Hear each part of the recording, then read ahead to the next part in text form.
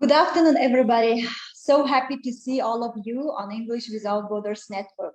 And today we are very excited to continue Wednesday series of English Without Borders Chai Talk with outstanding people who make a great contribution in the development of culture and education in the country through English. And today we are very happy to host Zulaikho Usmanova. Welcome to the English Without Borders Network. We are very happy to see you. And let me give a brief introduction of our speaker today.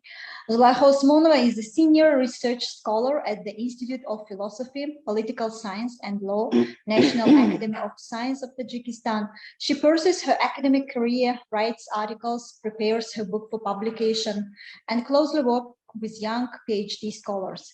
Her doctoral dissertation titled Gender Dimension of Modern and Traditional Tajik Culture focused on gender aspects of Tajik culture and explored the issue of gender roles, expectations, stereotypes as they are reflected in Tajik culture. Several years ago, she visited the United States as a Fulbright Visiting Scholar and conducted a study titled Anthropology of Gender, Case of Tajikistan, with Western Michigan University. Zulaikho recently implemented an educational project, academic literacy course for young Tajik scholars supported by the US Embassy Dushanbe. Zulaikho is very active in the social networks. She stands for gender equality and equity in Tajikistan. So nice to see you. Thank you very much. Yeah, and we are would like to talk with you about your contribution in the field of education. And if you just give a brief introduction of yourself, tell us about yourself from your first-hand experience about yourself. Thank you very much, Nasiba. It's a great honor for me to be here, and thank you for calling me an outstanding person, which I don't think about myself. You already gave an introduction about me, and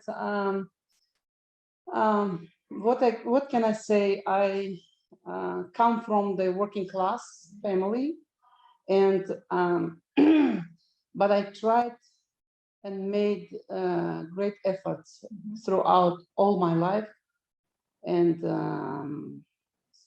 I achieved this situation when I sit here with you and talk to a great audience of the Facebook, which I love very much.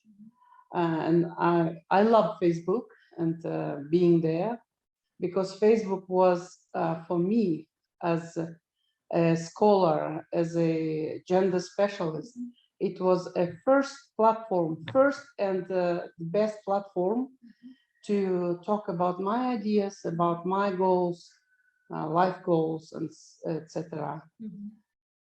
So I don't want to speak about all my life here,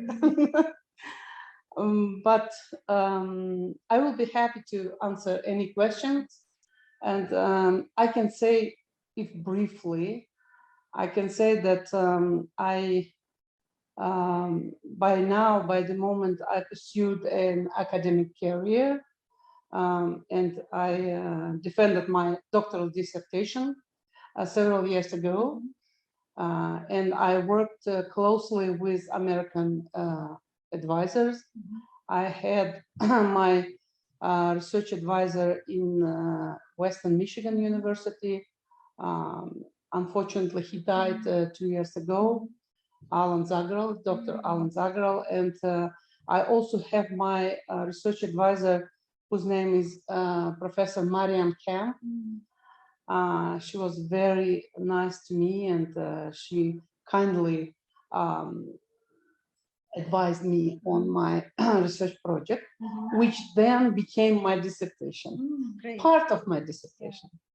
So as to the education, I am very much engaged into the educational process, and now I don't teach as such. I don't teach at the university, but I used to teach doctoral students in the academy, and the course titled History and Philosophy of Science.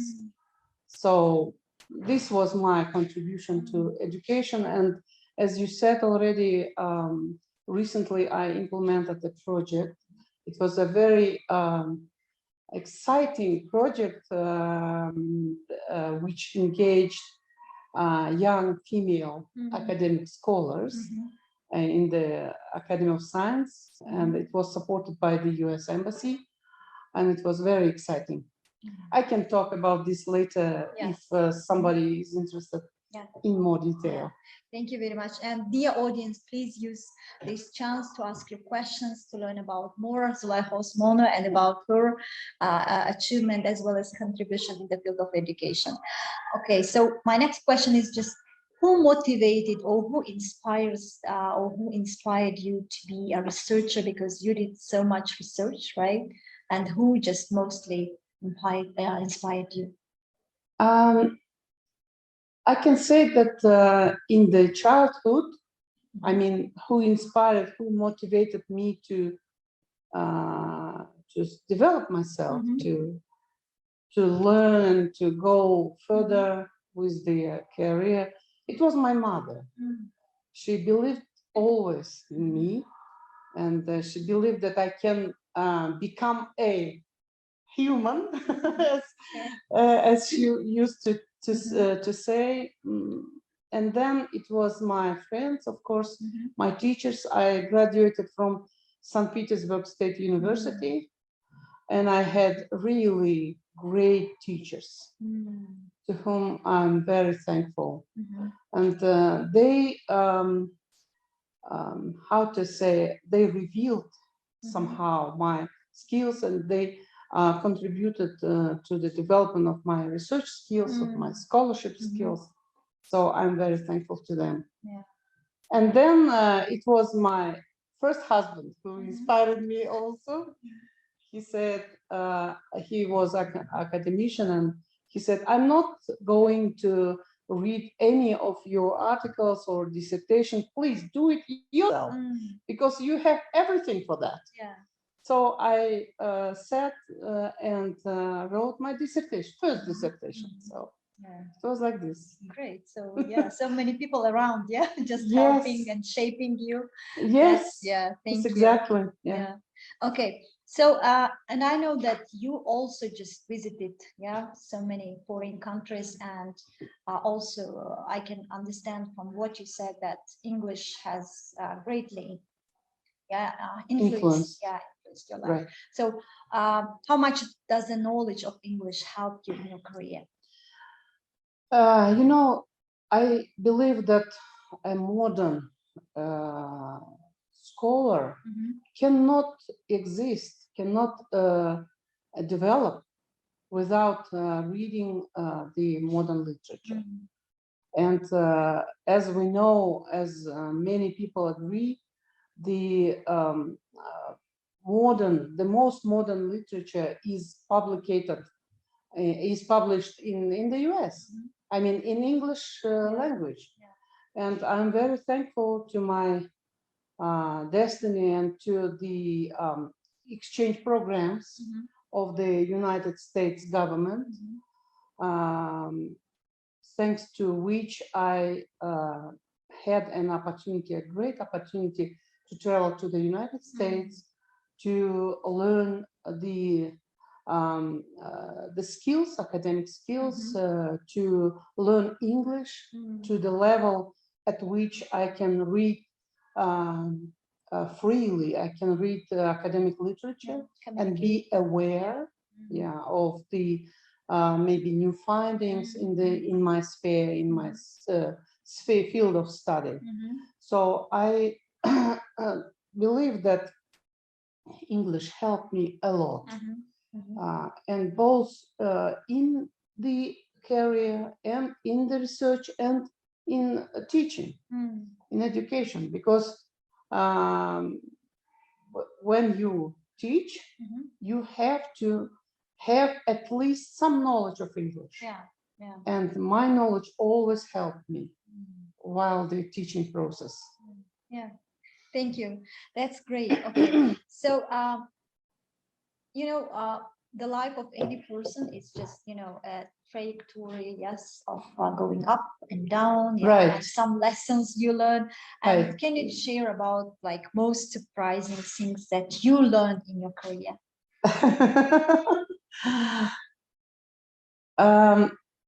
Maybe one of the most surprising thing was to realize that not everyone likes you. And not everyone is happy about your achievements, you know, your results. Even among the friends, there are somebody who is not very happy about you. So this was one of the most surprising, not very pleasant things to know. Yeah. And the other thing that I understood was that you can always develop, you can always work, and you can exist as a scholar, as a teacher in almost any environment. If, of course, it is not Afghanistan, for example. Yeah.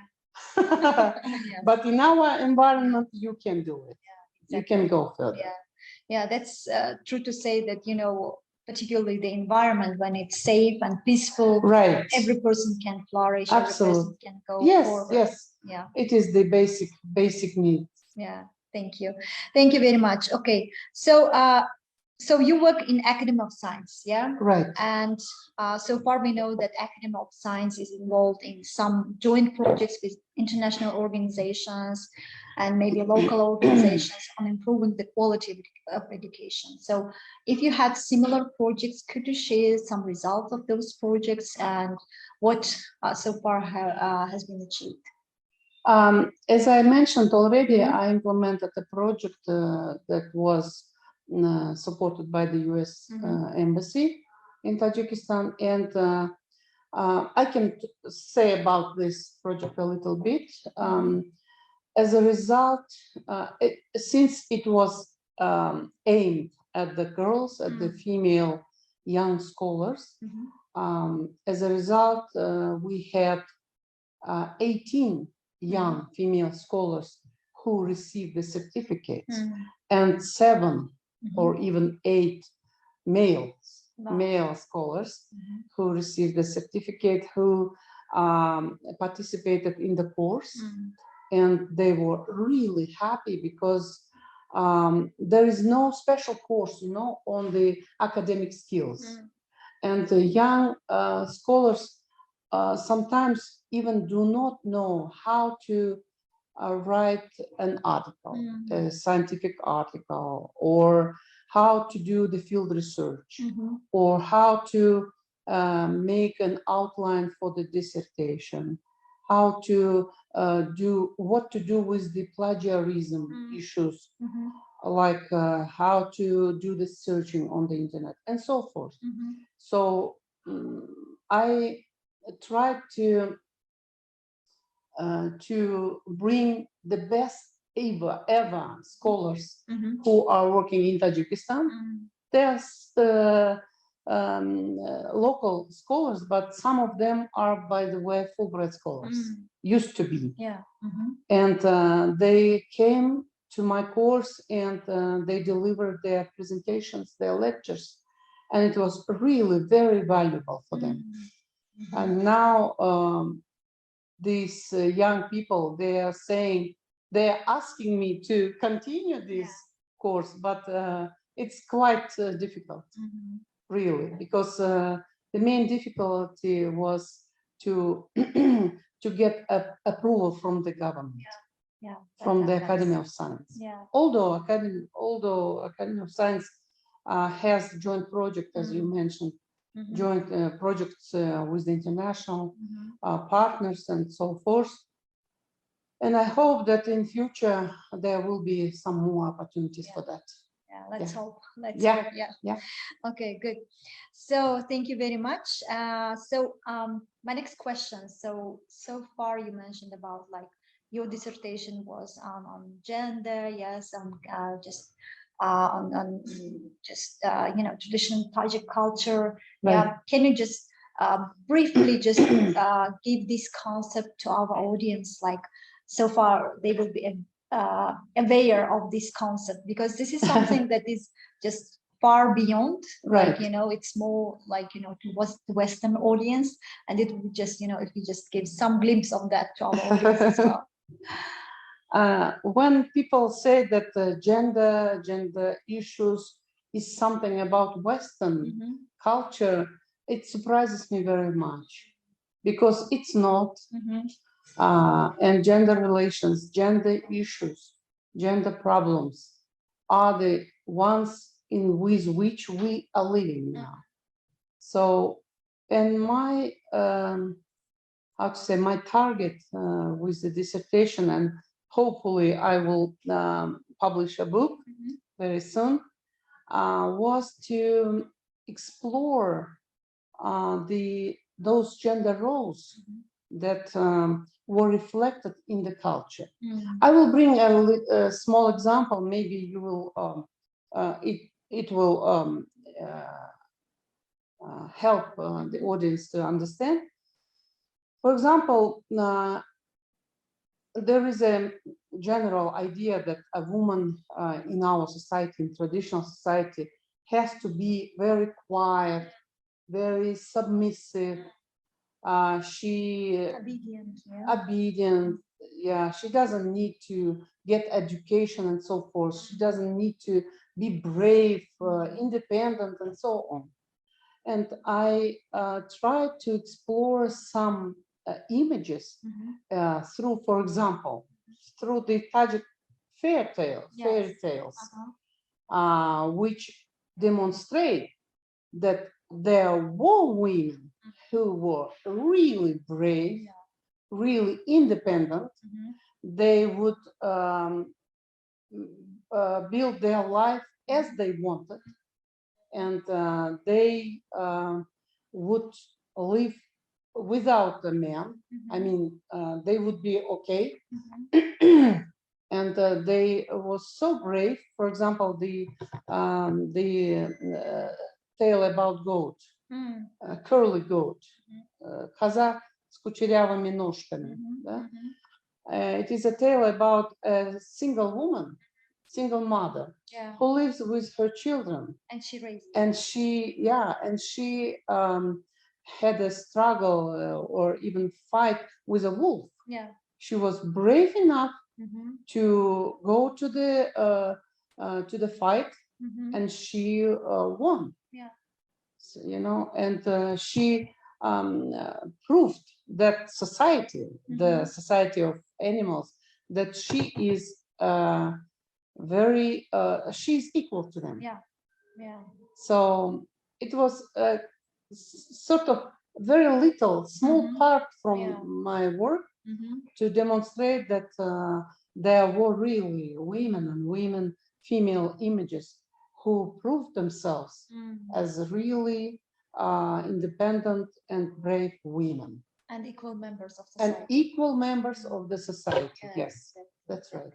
Yeah, but talking about gender, to some extent, like, people understand it, that it's kind of fighting for women's rights and fighting, like, for women being equal, in the society. But it has other parts of gender dimension, right? So it's kind of making equal, both parts, men and women, right?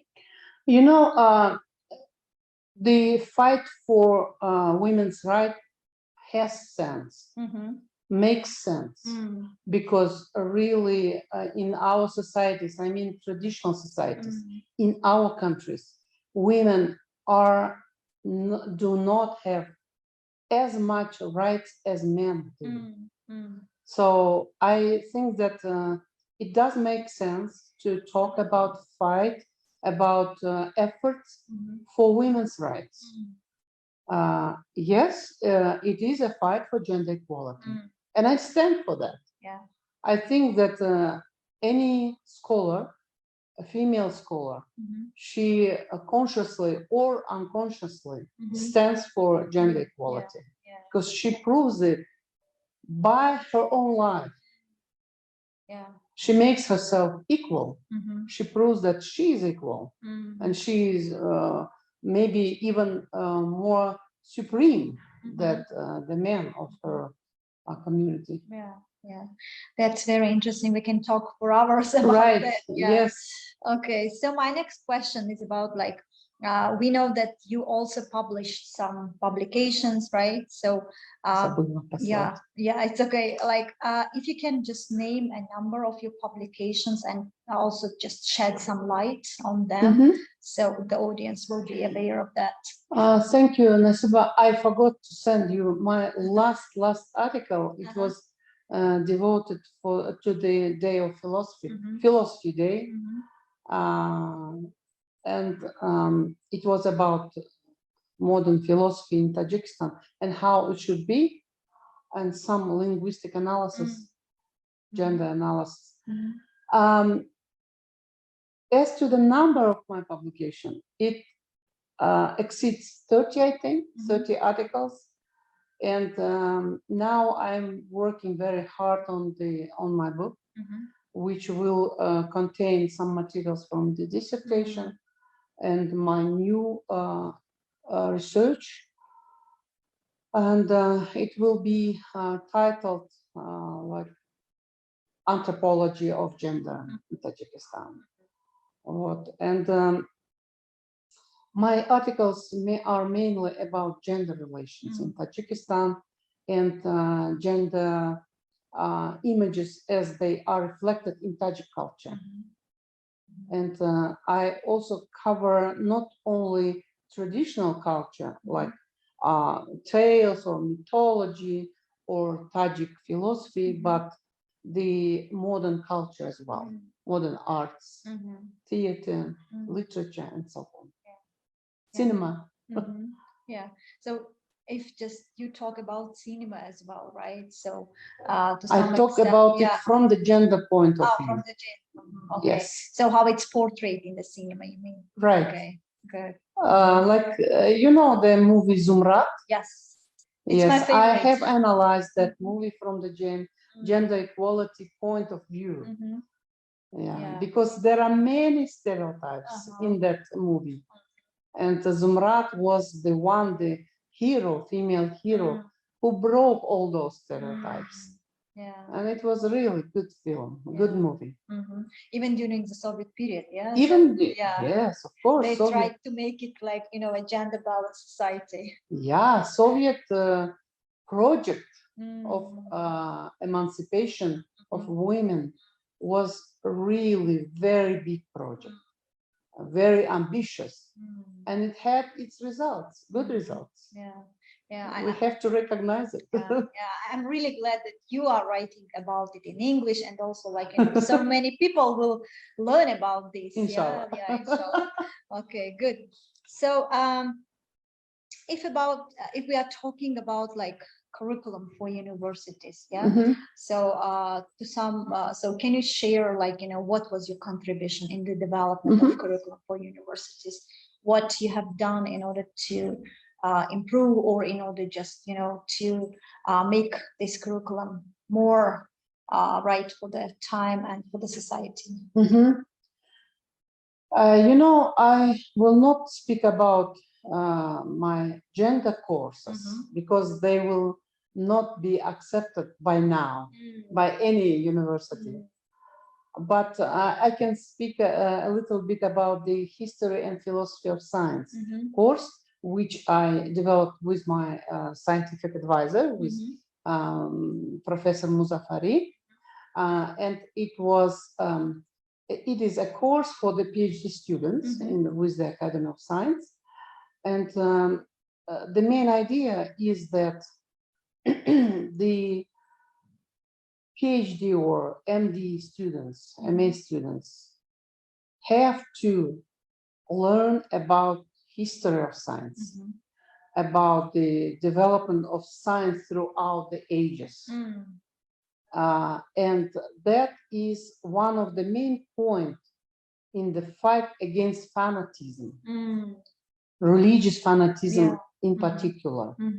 Because when the young people know and have a knowledge about science, about scientific laws, about is Isaac Newton, about physics, about space studies, about mechanics, about gender, about philosophy.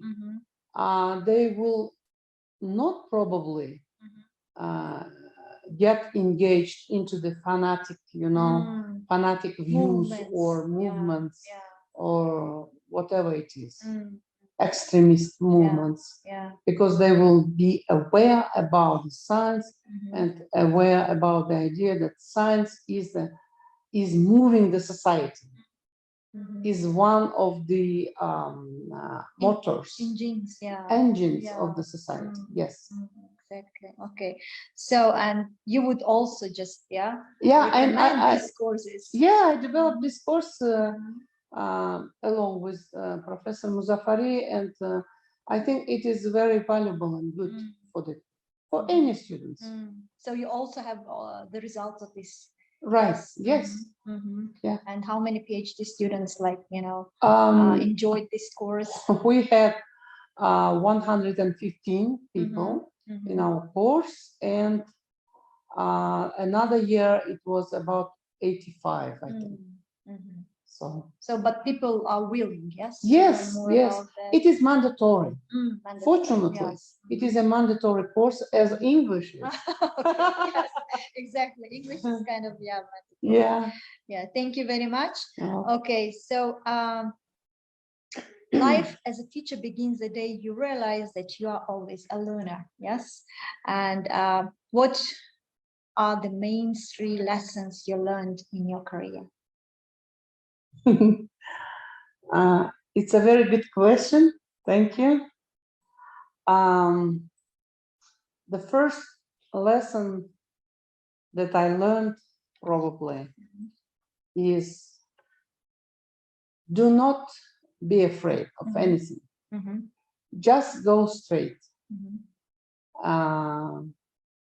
People may say, and especially I applying to the female audiences, people, and especially particularly men, can say that you have mistakes, you have defects, both external or internal. You have so many errors, and you are not right. But this should not stop you. Just go straight forward. That's all. And just work on yourself, and you will succeed.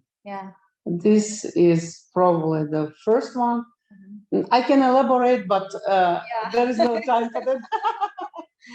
We'll have a separate separate program for that. Okay, and lesson number 2 and lesson number 3, if you have, just briefly share that.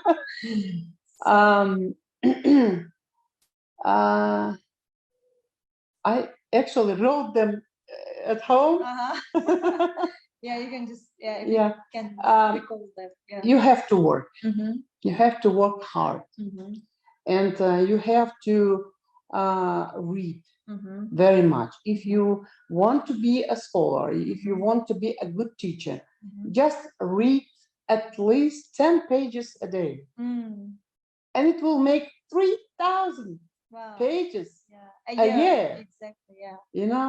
One person said to me one time, when I was working on my first dissertation, just write 1 page a day, please. And you, at the end of the year, you will have a whole book or a whole dissertation. So I think that maybe second or third lesson that I learned from life is to constantly work on yourself. Just do not stop. And don't be discouraged. Don't be discouraged. Yes. Do not let people to discourage you, to stop you. Just work and go straight forward. Thank you very much. So we have also questions from our audience. Mihranges Hujava is asking, Mualima John, you are doing a great job. You are a woman, wife, mother. how you are doing such great things at the same time. How are you spending your time? Please say the secret, please. Share your secret now. No secrets. I really have some issues with time management.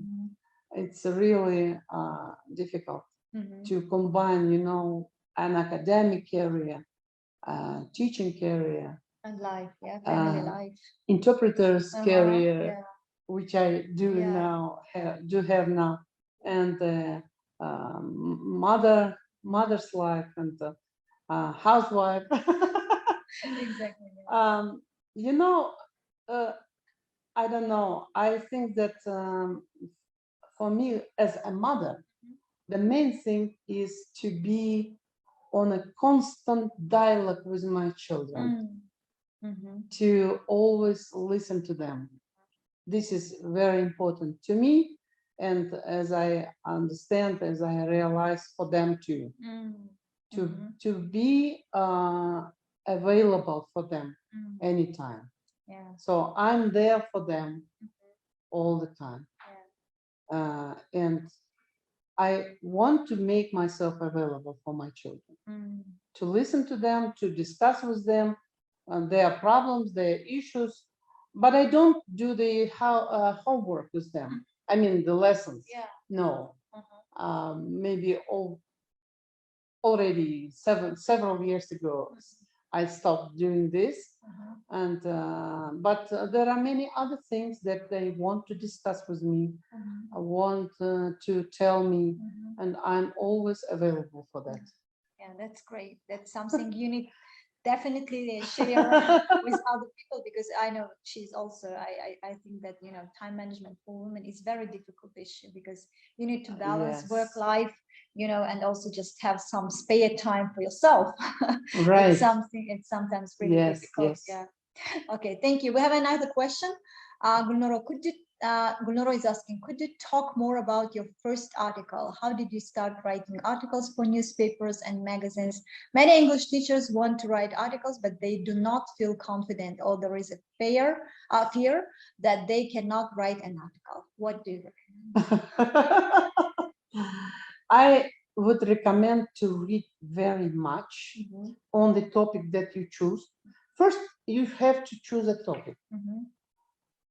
Then you need to make yourself aware of what has been done already in this field, and read many articles, at least 10, 20 articles, to get this awareness, and to maybe understand or to realize where there is a gap, and which gap, what gap could you feel. And I believe that if you get aware of all these things, you will these gaps will show up themselves. You will understand what is the gap, and in which field, in which topic, in which aspect you could contribute into this topic. So I think that about the first article, yeah, if you can just recall. I wrote that with the help, of course, of my friends. I couldn't do it myself. Yeah. And how long did it take you? Like your first article, if you go back, yeah, it was terrible. I mean, I read maybe 50 books, and I still could not understand what to do. And then my friend, he was husband of my friend, of my girlfriend, and he kind of directed me to the topic. It was about mythology, mythology. Yes, yeah. Okay. He said that no one has touched Tajik mythology, Iranian mythology. Please do it. Yeah. So it was a gap, right? Yeah, it was a gap. Yeah. So, and you were the first who stepped and filled the gap. Yes, I took the method of one symbolic philosopher. His name was Kasirer, and applied it to the analysis of Tajik mythology, and that's all. Great, yeah. Yeah, I mean, just, this is something that we would like to learn more about you, because, Thank you. so many English teachers, they really want to share their experience by writing articles, but again, they are not confident in themselves. Right. They don't know how to, how to start with, and how to just, how to prepare it for being published. Right. Yeah. And also, please keep in mind that your experience is unique one. And you can actually apply and bring your own experience as a material into your articles and talk about this, about that experience. And this will still be unique. So, yeah. So it's not easy.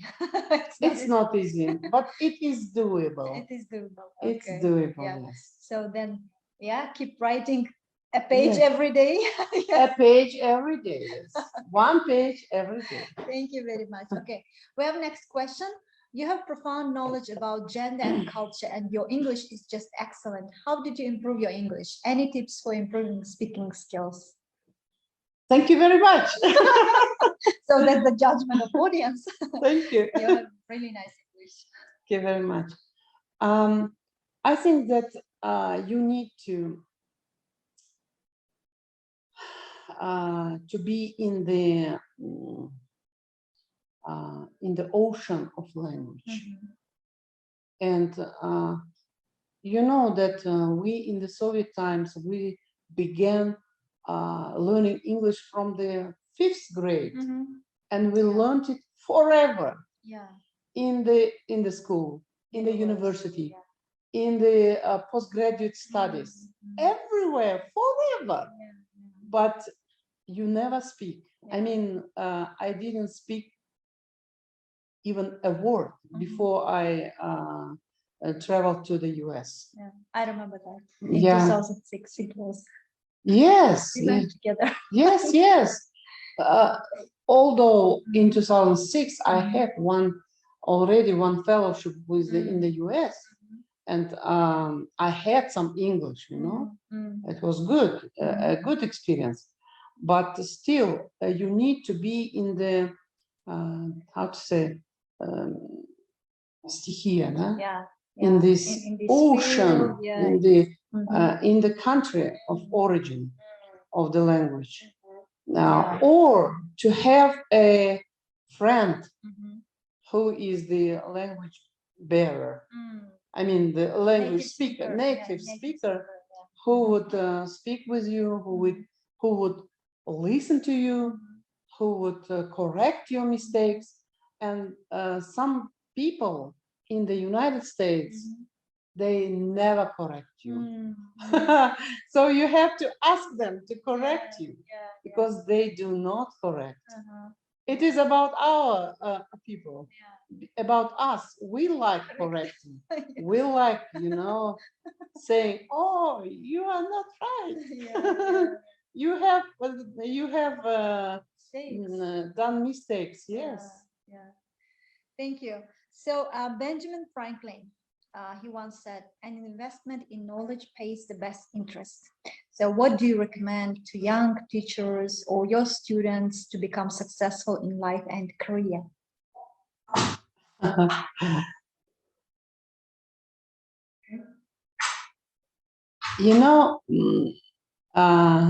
There was a novel during Soviet times, I think Azerbaijani novel, which was titled "The Fifth Floor of 4 Floors Building, House." Like пятый этаж четырехэтажного дома, да? The fifth floor, yes, the fourth floor of the fifth building house. No, the 5th floor of the 4-floor house. So I would recommend, or I don't know, advise people to get to the 5th floor. If they if we consider, for example, ourselves 4-floor house, to get to the 5th floor, to go beyond, and to become transcendental. That's transcendent. what I know. Yes, the meaning of that. Yeah. Yeah. So to get to the best variant, to best option of yourself. Best version. Yeah. Best version of yourself. Yes. And that requires big efforts, a lot of job, but it will be good at the end. You will enjoy the results. Yeah, yeah. You will be the best version of yourself. Okay. Yes. So, and if just to be practical, yes, Right. what would you recommend? Like, number 1, number 2, number 3, like, from your point of view. I would recommend to read much, books, articles. I would recommend to be aware of the modern culture, to watch good cinemas, to watch good movies, to discuss the main issues with the co-thinkers, with the people who can understand you, can listen to you, and can discuss this or that topic with you. So this is actually a self-development, okay? And I would also recommend to never forget about your physical form, your physical shape. Yeah. I did.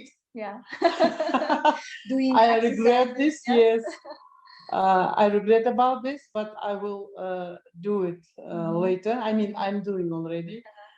So like this, and always move forward, straight forward, and enjoy life, maybe. Yeah. Enjoy life, and yes, you're right, and never think that you are worse than the others. Yeah.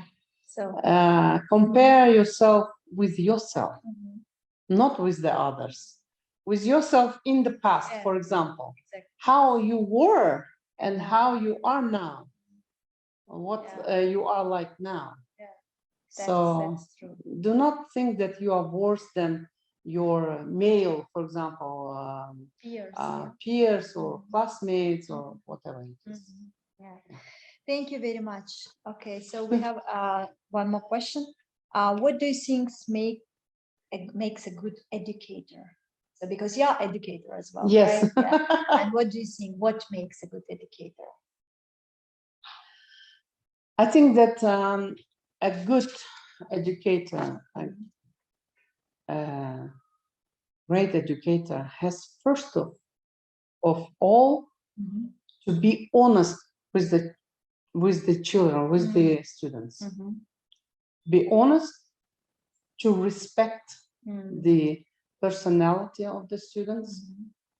And it relates, by the way, to the teachers of the secondary schools in Tajikistan, who can admit even some bad words towards the pupils, towards the students.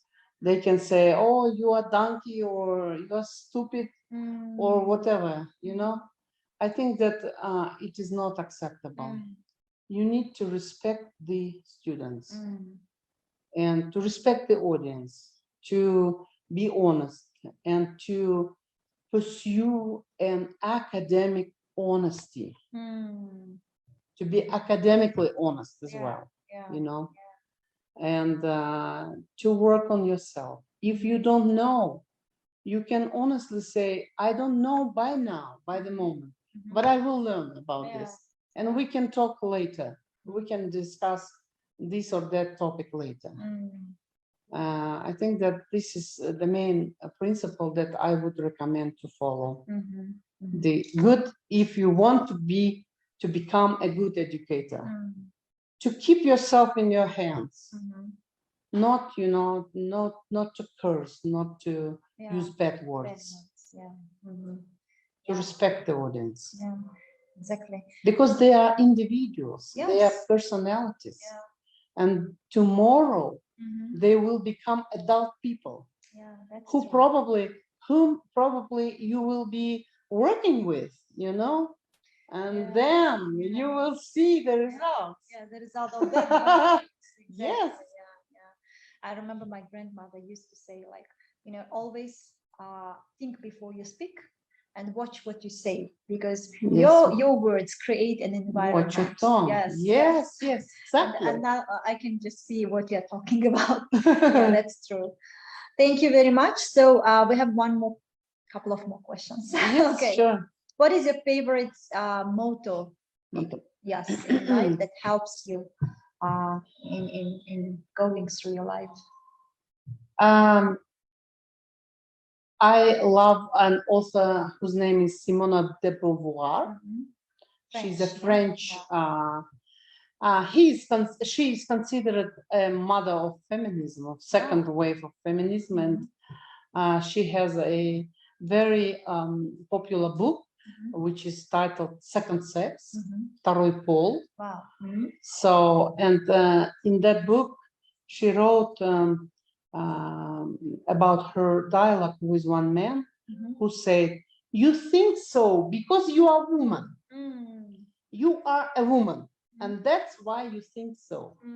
And she replied, she said, "I think so because it is a truth, because I'm right, because it's a truth." So this is my favorite, how to say, phrase. I think so because I'm right, not because I'm a woman.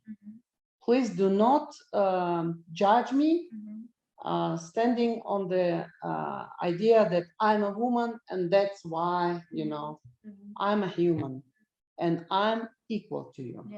In any case. Great. Yeah, thank you very much. So we have more questions, right? Could you tell about your experience to apply to Fulbright Visiting Scholar program? Was it a challenging experience? Thank you for your question. I failed 2 times before I went through, and it was really bad experience.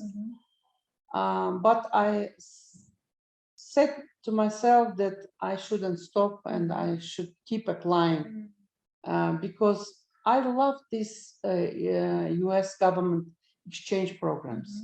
They are so honest. They are so open competitions that any applicant can win. This, I believe, and because it was an honest competition, I won it finally. And in 2006, when we were together, I went to the United States, and before that, of course, you need to work very hard on your research proposal. You need to be in love with your topic. You need to be so well aware of the field that you are going to work in. And you need to know so much about this. You need to know to the extent where you can prove it in any case, in any location, before any people. Because you will be asked to answer questions about your project, about your goals of the project and so forth. So you need to work very hard on your project proposal and on your conversation skills. You need to be able to talk about the project, to prove that you are right, that you need this project to be, implemented and so on. So this is very critical thing. Yeah, thank you very much. So it means like, never stop applying, yes? No. Just keep applying. Yeah, exactly. And, finally you will be, you'll be given. Of course, when you fail, it is very discouraging. Yeah, exactly. But with me, it works maybe a couple of days. And then I'm ready to apply one more time. Yes. Okay, good. Okay. So let's just move beyond and talk about your personal opinion. Yes. Okay. In your opinion, what is the role of women nowadays?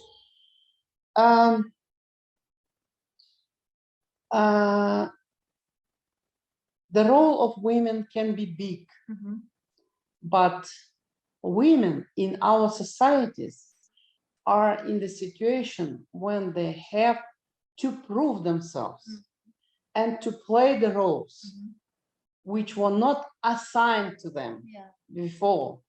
You know, I think that any role that we can play, we have to assign to ourselves, women. Yeah, not the society, but ourselves first, right? Of course, the society, the traditional society, has already assigned some roles to us, but we have always to overcome these barriers. You know, I think that some roles are really are playing, I don't know, are really barriers for women. For example, if you have talents, if you have skills and abilities, why should you sit at home? Why should you do the, you know, the how to say, the only housework? No, you should work. You should earn money. You should go straight and do your career. Why not? So any role that there are in the society, we need to play ourselves. That's what I believe. Yeah, thank you very much. Okay, so where do you get inspiration and enthusiasm to live a meaningful life? Some philosophical question, but yeah, you can answer that.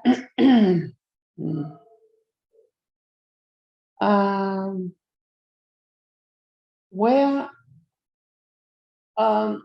I think in my family, in my children, who are now teenagers, but they are big enough even to talk with them. And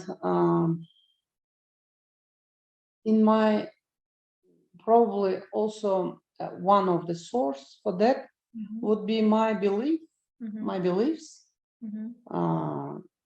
my belief in God, belief in myself, in my future, in my life. Probably this. Yeah, great. Yeah, thank you very much. So you talked about books. Yeah, you said like read lots of books. I also do agree with that. So, and can you tell like what is your favorite book and why it is your favorite book? I already said about Second Sex of Simone de Beauvoir. That is my favorite book because it is a very great research about women throughout the history. Wow. History of women. So I love her very much. I love Michel Foucault. He was also a French. I like Sartre, Jean-Paul Sartre, and I like modern literature like George Orwell, and Russian literature I read sometimes. So I think there are many books that I like.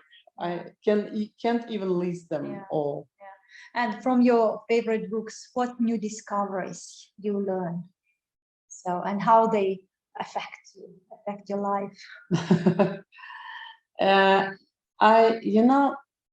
I think that as philosophers, as scholars, if even we are already not very young, we need to be aware and on the wave with the modern culture. We need to know about modern culture more. So that's why I try to read the books which my children read, Just to be on the same wave, yeah? Yes, to have topics to discuss, to be aware of culture, because I am a culture specialist. I mean, culture studies specialist. So I think that it's very important for any modern scholar or teacher to read as much as possible. Yeah, that's interesting. Thank you very much. Talking about culture, what do you think? Do we shape culture, or does the culture shape us? Both ways. Both ways. How? So if we just talk about the culture we live in, and how do we also just shape the culture? I think that, of course, culture shapes us in terms of traditions, in terms of some rituals, because we don't have time. No, we just, we are just, we need to finish, but it's okay. Right. Okay. Because there are some calendar events of the life which we need to conduct in a way the tradition says. Yeah. Like funeral events, like marriages. Although we can, of course, make some new things, make some new contributions, but anyway, we need to follow traditions. But at the same time, I believe that a person can shape the culture himself or herself, because in a good sense. For example, in my family, I try to, to build the relations, family relations that would enclose or embrace gender equality. And I believe, I hope that this works. Yeah. For example, I do not tell my daughter, you have to do it because you are a girl, or because you are a woman or future housewife. Never. Or I do not tell my my boy, my son, do not cry, for example, because you are a man. No, I would never say that. Yeah. So it means like seeing human in them, first of all, right? Yes, yes. Humans equal to you. And it doesn't mean that I'm fully friend with them. No, I'm their mother, first of all. Yeah, and I can be authoritative mother as well. But at the same time, I think that you can shape the culture inside your family, inside your own life. Yeah, exactly. Thank you very much. Yeah. So, dear audience, thank you for being with us. And we just again express our deep gratitude to you, dear Zulaikho Usmanova, for finding your time and joining English Without Borders Network.